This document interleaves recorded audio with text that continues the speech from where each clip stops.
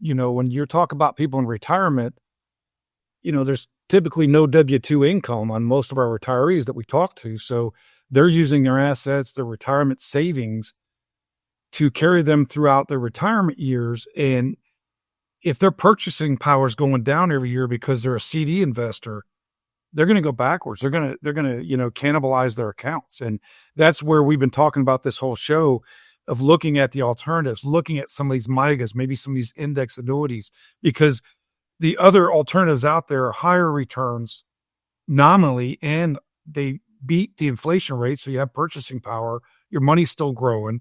And if you can be tax efficient with it, and that's a key. If you're not using it, let it triple compound. David likes to use this quite a bit when he talks about, just putting the money aside and you not paying tax on the money you aren't using, how important that is. And you want to explain a little bit about that, David? Yeah, well, I think the compounding rate, right, exponentially, when you're compounding a certain rate, okay, and you're using other people's money to make money. I can't tell you. I mean, it's like all these big businessmen that say, "Oh, I take debt on. I take debt, and then I earn money off my debt," right? Because they're taking someone else's money and they're actually profiting off that money, right? So they don't have to use their own money. Same difference, but with the IRS's money. Okay, so if you have a CD that comes in at 4%, but you pay, let's just say it's a average rate of tax rate of 25%. Let's just say that. So your real rate of return is what? 3. Okay. Without even inflation adjusted. We won't even go there. We all know, everyone on this show, we can all agree that inflation is going to eat that alive anyways. Right. But that 3% rate of return. Okay. Think about that. Let's say it's $1 million. Okay. $1 million. All right. And that 1% that you lost was 10 grand. Okay. That 10 grand could be gaining interest for the next 5 years if you didn't have to pay to the IRS. So instead of the IRS taking it this year, making money off of it, it's you making money off of it every single year. Right. Think about the next year. That's 10 more grand. Right. That's 20 grand. Over the next 5 years, you've had $50,000 that you would have paid to the IRS. But what did you do? You used that $50K to make more money. It's the same difference.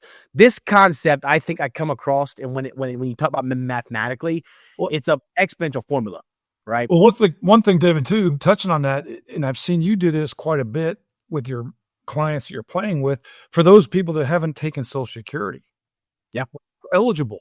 And they say, well, I want to wait until I'm full retirement age, or I want to wait till the age of 70. And when you start doing the math, saying, well, what about not only the money you gave up, but the money you could have reinvested during that time you gave it up. Right. And I think people don't ever calculate that in when they're looking at their retirement and, and then you tell them, well, do you realize without even adding in additional investments, let's say you spend it all, it's going to take you 10, 11, 12 years to make it up. And now 13 years. Now you're 82, 83 years old and you got the money back. But you forgot about the money you could have had. You could have reinvested. You could have taken trips. It's all about retirement. It's the go-go years. You need the money coming in. You need that real return. You want to keep up with inflation. And that's what we can help with. And how do you think these index annuities, I mean, we talk a lot about that on the show, and I know they're very, very popular in retirement. How can you explain, how can they help keep up with inflation, a real rate of return?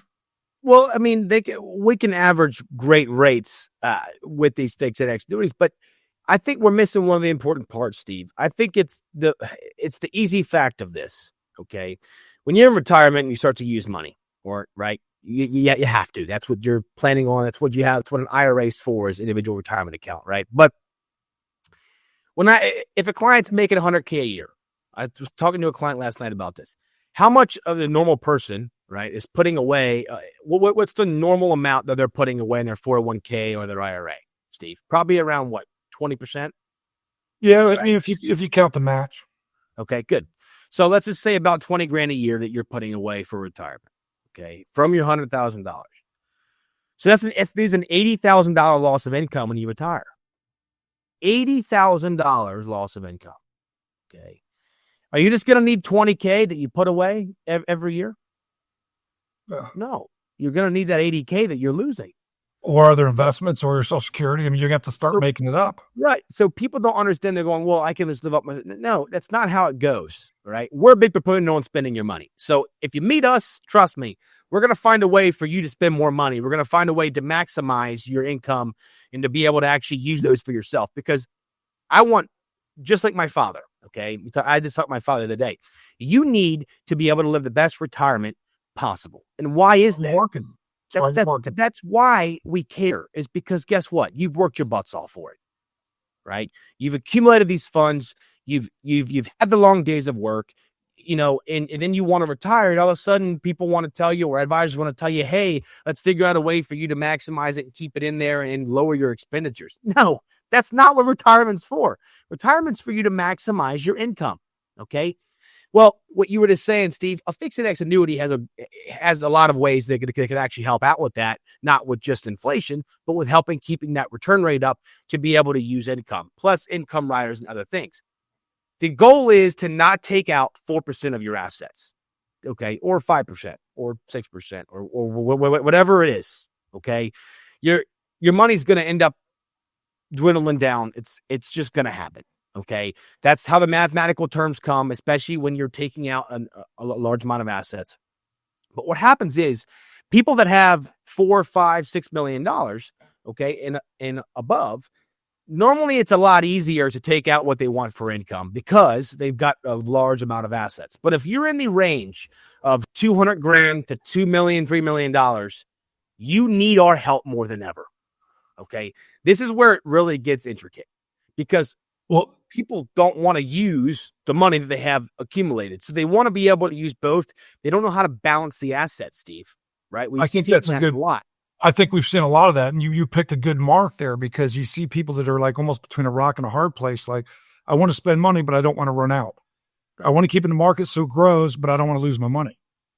And maybe I go to CDs now because it's a little bit safer. Now it's getting eaten up by inflation. So those are the kind of people that really need to sit down with us, look at what we can do for them, we'll show them different options. We like our people in retirement to do spend money. We want to maximize their income. And it's using the assets that they put aside for income and using them for income, not for growth.